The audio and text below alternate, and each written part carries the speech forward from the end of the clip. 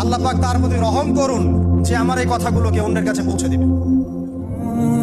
নবীজি ভাষণ, এরপর নবীজি বলছেন, জেনে রাখো নিশ্চয়ই তোমাদের পরস্পরের, মুসলিমদের পরস্পরের সম্পদ, পরস্পরের রক্ত, পরস্পরের এই যে জান মাল ইজ্জত, এগুলো একে অপরের জন্য হারাম।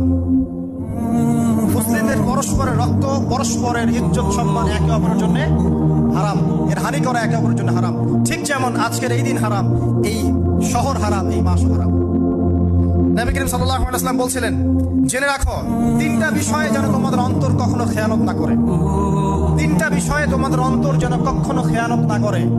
এক, তোমরা যে কাজটাই করবা শুধু আল্লাহ পাকের সন্তুষ্টির জন্য করবে। তোমরা যে কাজই করবে শুধু আল্লাহর সন্তুষ্টির জন্য করবে। তোমাদের শাসক বর্গের কল্যাণ কামনা করবে, তোমাদের শাসক বর্গের কল্যাণ কামনা করবে। 3 নাম্বার, মুসলিমদের জামাতকে আঁকড়ে ধরে রাখবে, মুসলিমদের ইউনাইটেড কমিউনিটিকে আঁকড়ে ধরে থাকবে। এই 3টা বিষয় পালনের ক্ষেত্রে তোমাদের অন্তর যেন খেয়ানত না করে।